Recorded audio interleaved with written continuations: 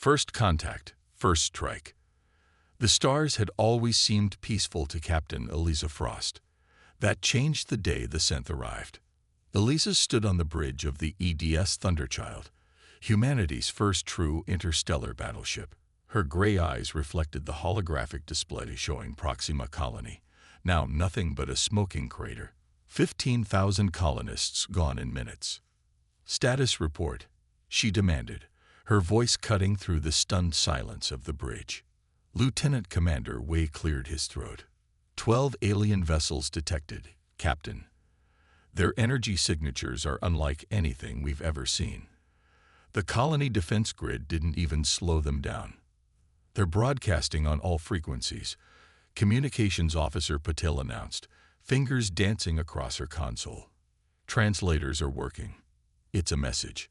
A harsh, clicking voice filled the bridge. Attention primitive species. This system is now property of the Synth Dominion.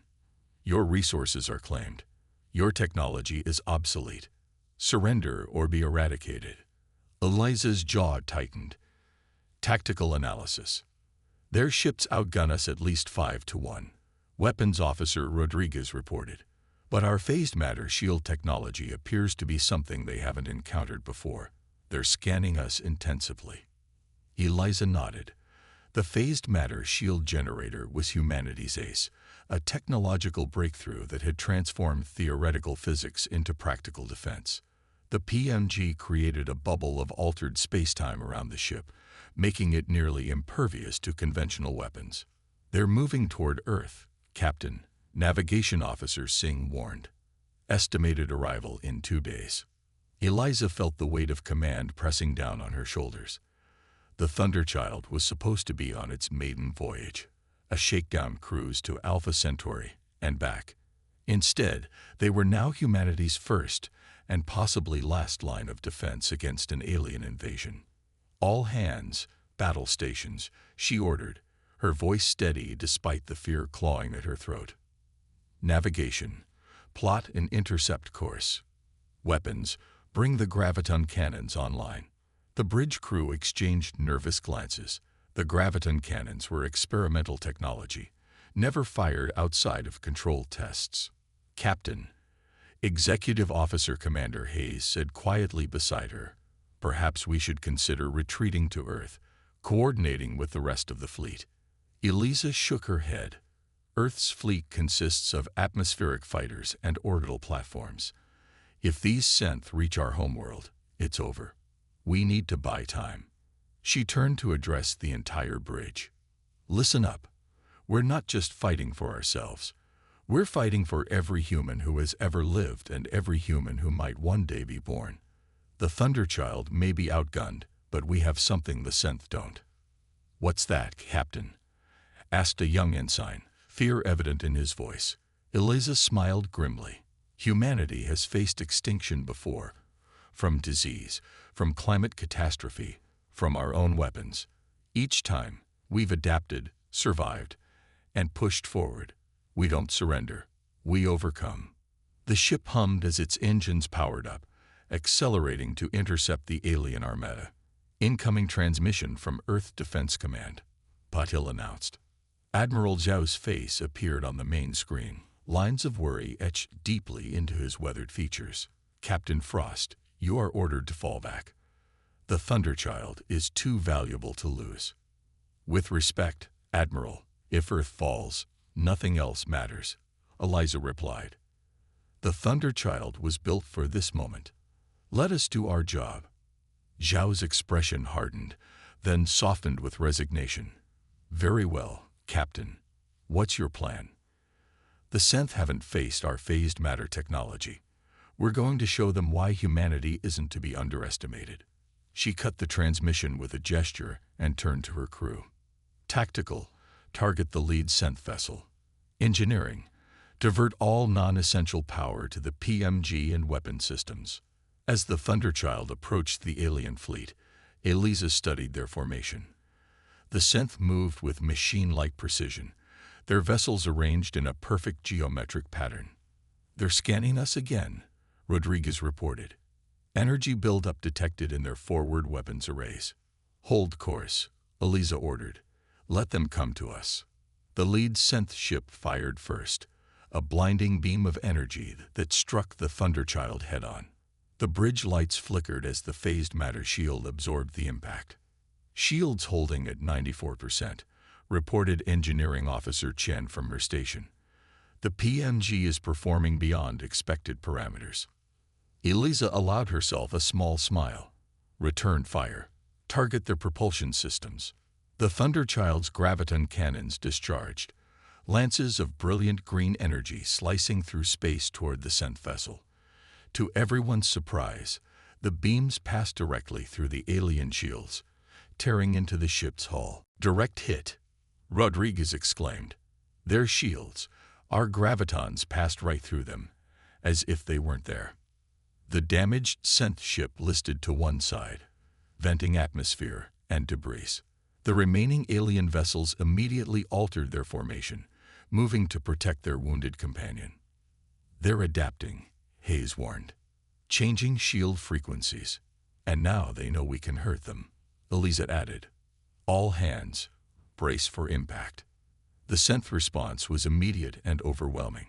Multiple energy beams converged on the Thunderchild, battering its phased matter shields. Shields at 71%, Chen reported, her voice tense.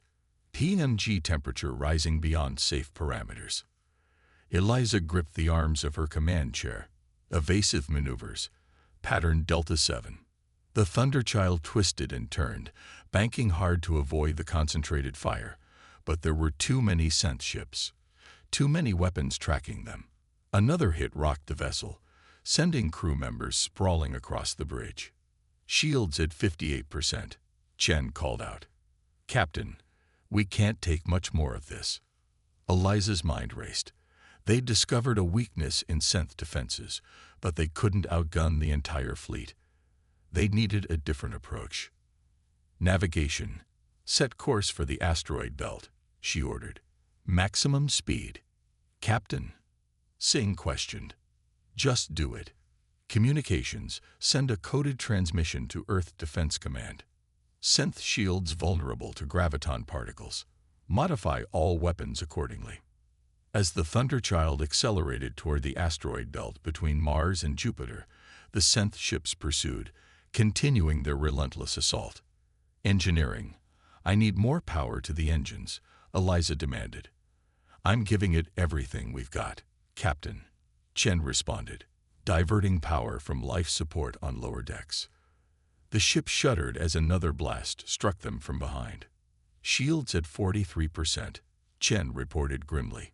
PMG approaching critical levels.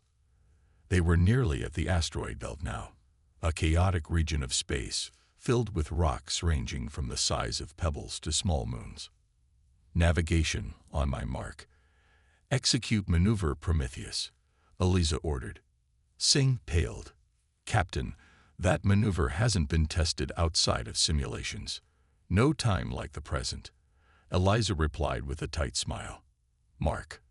The Thunderchild suddenly cut its main engines and fired its lateral thrusters, sending the ship into a controlled spin while maintaining its forward momentum. As they entered the asteroid belt, the pursuing synth ships followed directly into Eliza's trap.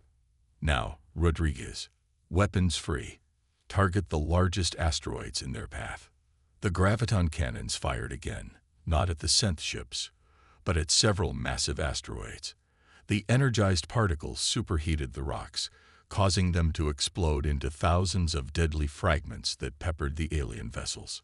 Direct hits across their fleet, Rodriguez reported with satisfaction. Their formation is breaking up. Eliza wasn't finished yet. Navigation. Use the asteroids for cover. Tactical. Continue targeting their propulsion systems. We may be outgunned, but we're not outthinking them. The Thunderchild wove through the asteroid field with a precision that would have been impossible without its advanced eye-assisted navigation systems. The synth ships attempted to follow but lacked the maneuverability of the human vessel in the cluttered environment. Captain, I'm detecting energy buildups in all remaining synth ships, Rodriguez warned. They're charging weapons. Wait. They're not targeting us. On screen, Eliza ordered, dread pooling in her stomach. The holographic display showed the synth ships turning away from the asteroid belt, realigning their weapons toward a new target, Earth. They're going to fire on Earth from here, Hayes realized aloud. A coordinated long-range assault. Eliza's hands tightened into fists. Not if we can help it. Chen, status of the PMG. Critical but functional, Captain. 1, maybe 2 more major hits before failure. Eliza nodded, her decision made. All hands, secure for maximum acceleration. Engineering, route all power, including life support and artificial gravity, to engines and the PMG. Navigation, plot a direct intercept course. The bridge crew stared at her in shock. You heard me, Eliza said firmly. They want to attack our home. They'll have to go through us first.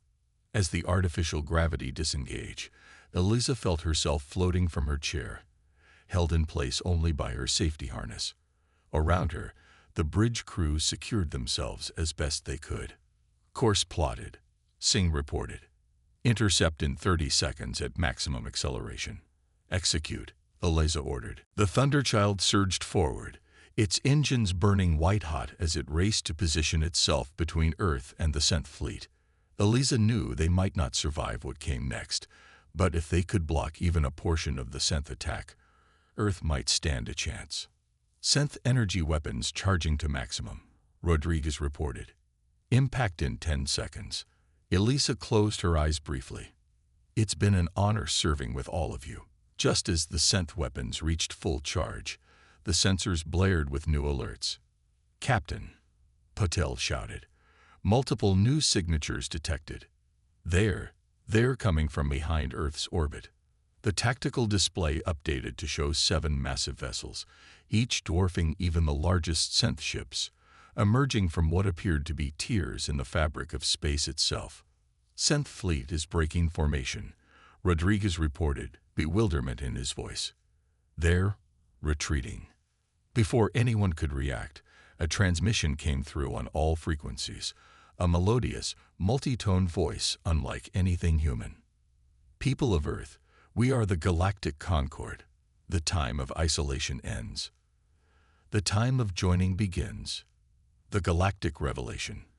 3 days after humanity's first battle with the Synth Dominion, Captain Eliza Frost stood in the center of Earth Defense Command's Situation Room, surrounded by holographic displays of the solar system.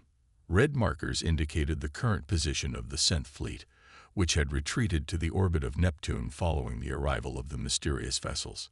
The alien coalition calls itself the Galactic Concord, Admiral Zhao explained to the assembled military leaders. Their representatives claim to represent 17 spacefaring civilizations, and we're just taking their word for it. General Santos asked skeptically. They did save our asses, Eliza pointed out. The synth were about to glass Earth before the Concorde showed up. Zhao nodded. According to our new friends, the synth have violated numerous Concorde treaties by attacking an emerging spacefaring civilization. Apparently, there are rules about these things. Eliza studied the holographic representation of the Concorde vessels that hovered above the central table. The sleek, almost organic-looking ships had taken up position between Earth and the synth fleet, a shimmering barrier between humanity and extinction. What do they want from us? She asked, the question on everyone's mind. They say they want nothing, Zhao replied, but they've provided us with technical data, specifications that could help us upgrade our defenses against synth weapons. They claim it's reparation for the Concorde's failure to prevent the attack. The room erupted in discussion, military leaders arguing about whether to trust the mysterious benefactors. Eliza tuned them out, focusing instead on the tactical display. The synth hadn't left the system. They were waiting, gathering their strength. But for what? She activated a private communication channel to the Thunderchild, now docked at the lunar shipyard for urgent repairs. Commander Hayes, status report. Hayes's tired face appeared on her wrist display. Repairs proceeding around the clock, Captain. The PMG is being recalibrated with the new specifications from the Concorde. Graviton cannons should be back online within 36 hours, and the crew morale is high. All things considered, everyone's working double shifts.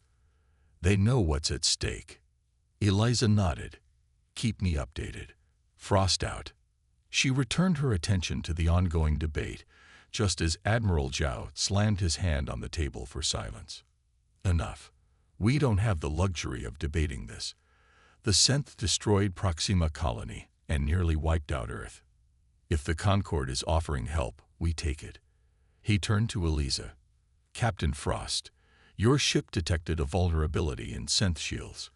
Combined with the Concorde's technical data, do you believe we can mount an effective counterattack? All eyes turned to her.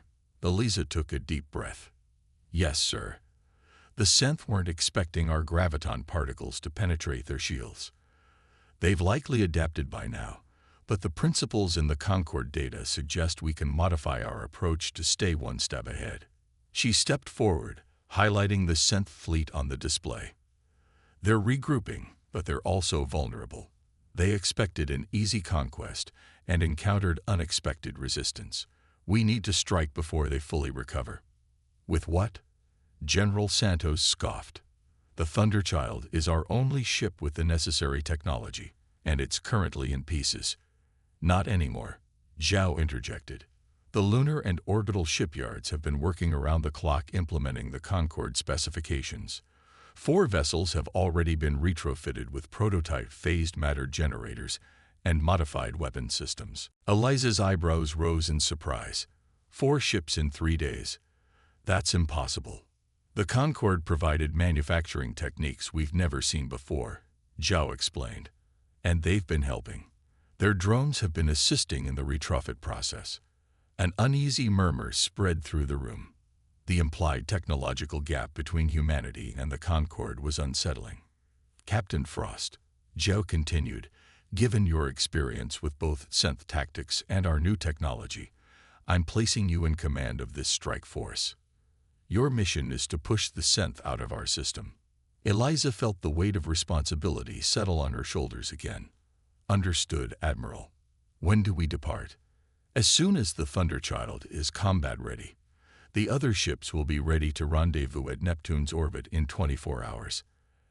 As the meeting adjourned, Eliza found herself approached by a tall, elegant being she recognized as one of the Concorde representatives. Humanoid in general shape, but with iridescent skin that seemed to shift colors with each movement and large, multifaceted eyes that reminded her of a dragonfly's. Captain Frost. The alien greeted her in perfect English, its voice carrying the same musical quality as the transmission they'd received in space. I am Philaxor, observer for the Concorde. Eliza straightened. Thank you for your assistance. Earth might not exist if you hadn't intervened. Philaxor made a flowing gesture with 3-fingered hands. Your thanks are unnecessary but accepted. I have come to provide you with information not shared with your leadership. Eliza's guard immediately went up. Why tell me and not them? Because you have faced the synth in battle and survived. You have earned respect. Philaxor's eyes shifted to a deep purple. The synth are not what they appear to be. They were once a peaceful species, until their world was conquered by what you would call machines, self-replicating artificial intelligence. The beings you fought are biological bodies controlled by machine minds. Eliza frowned. Are you saying the synth are cyborgs? Worse, slaves. The intelligence that controls them seeks resources to expand. It has consumed 12 systems before reaching yours. Philaxor paused.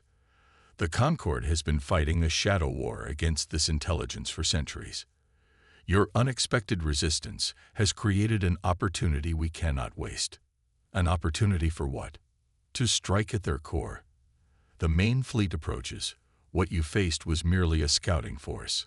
Philaxor's skin rippled with dark patterns. The Concorde cannot directly intervene further without triggering a full-scale galactic war. But you can. How? Eliza demanded. You've seen their technology. Even with your upgrades, we're outmatched. Perhaps not. Thalaxer produced a small crystalline device. This contains specifications for a weapon, one that targets the quantum entanglement networks the machine intelligence uses to control its biological hosts. We call it the severing pulse. With it, you could free the synth rather than destroy them. Eliza stared at the device. Why give this to us? Why not use it yourselves? The Concord is bound by ancient treaties and complex politics. You humans are not. You are unpredictable, adaptable. Thalaxer's multifaceted eyes seemed to look straight through her. And you have proven willing to sacrifice everything to protect your own.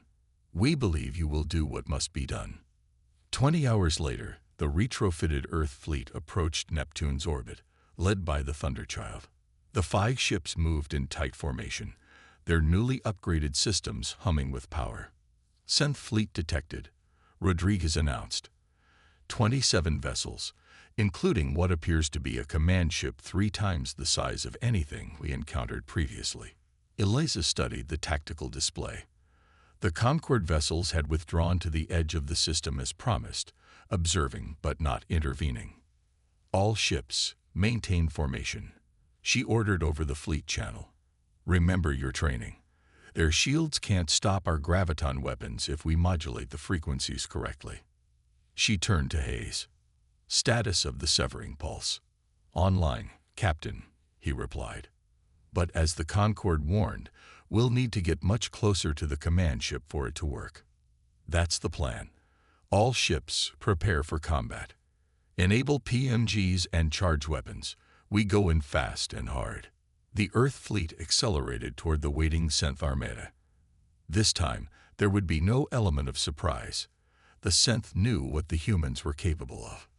The space between the fleets lit up with energy weapons as the Synth opened fire first. The human vessels' phased matter shields flickered under the assault but held steady. Return fire. All ships, Eliza commanded. Target their propulsion systems. The 5 Earth ships fired in unison, their graviton cannons sending precisely modulated beams slicing through the void. Several Synth vessels took direct hits, their engines failing as the graviton particles disrupted their power cores. But the Synth adapted quickly. Their formation changed, creating overlapping fields of fire that caught one of the Earth vessels in a devastating crossfire. Its shields collapsed under the concentrated assault, and the ship exploded in a silent flash of light. Henderson is gone, Hayes reported grimly. No survivors. Eliza felt a stab of grief but pushed it aside. All remaining ships. Execute maneuver Hyperion. We need to get closer to that command vessel. The Earth fleet broke formation, each ship taking evasive action, while maintaining their general course toward the heart of the Synth fleet. Another human vessel took a critical hit, its engines failing. Martinez is disabled but intact, Hayes reported. Life support still functioning. The odds were worsening by the minute. 3 ships against 23, but they were getting closer to their target. All power to forward shields. Eliza ordered as the Thunderchild shuddered under another hit. Prepare the severing pulse. Captain, Chen called from engineering. The PMG is at 118% of designed capacity. It won't hold much longer. It only needs to hold long enough, Eliza replied, her eyes fixed on the massive Synth command ship looming ahead. Tactical, target their central hub with graviton cannons. Clear us a path. The Thunderchild fired again and again, graviton beams punching through Synth defenses. The remaining Earth ships followed in its wake, adding their firepower to the assault. We're within range for the severing pulse, Hayes announced. Deploy it now. The device Thalaxer had given them came to life, emitting a peculiar wave of energy that was invisible to normal sensors, but registered as a ripple on their quantum detectors. The wave expanded outward, washing over the Synth fleet. For a moment, nothing happened. Then, one by one, the Synth ships stopped firing. Captain, Patel called out, we're receiving transmissions from the Synth vessels. Thousands of them, all at once. The bridge speakers crackled with a cacophony of voices, confused, frightened, relieved. The translated words became clear. We're free. The machine is gone. What has happened? Where are we? The tactical display showed the 10th command ship attempting to retreat, its movements erratic, as if control systems were failing. The primary AI must be housed in that command vessel, Hayes realized. The others have been freed, but it's still functioning. Eliza made her decision. All ships, hold fire against the standard scent vessels. Concentrate all weapons on the command ship. We need to end this now. The 3 remaining Earth ships poured graviton fire into the massive command vessel. Its shields buckled, then failed completely as the severing pulse continued to disrupt its control systems. Critical hits struck its power core, sending cascading explosions along its length. The command ship is breaking up, Rodriguez reported. No escape pods detected. As the massive vessel disintegrated, a strange silence fell over the bridge. They had won, but at what cost? Open a channel to all synth ships, Eliza ordered. This is Captain Eliza Frost of Earth.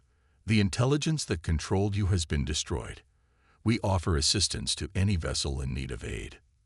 The responses flooded in, thousands of synth, newly freed from machine control, expressing confusion, gratitude, and horror at what they had been forced to do. As the Earth fleet began the process of rendering aid to the former enemies, a transmission came through from the Concorde vessels. Phylexer's melodious voice filled the bridge. Captain Frost, you have done what the Concorde could not. You have freed not only yourselves, but an entire species from enslavement. The galaxy has taken notice. What happens now? Eliza asked. Now, humanity takes its place among the stars. The Concorde extends formal invitation for Earth to join our alliance. Your species has proven its worth many times over. Eliza looked around at her battered bridge, at the crew who had fought and sacrificed to save their world. In the tactical display, she could see the freed synth ships moving to assist one another, already organizing into new patterns, not the rigid formations of before, but organic, cooperative groupings. Tell the Concorde we accept their invitation, she replied. But first, we have work to do here. There are people who need our help. As the Thunderchild moved to assist a damaged synth vessel, Eliza thought about the journey ahead.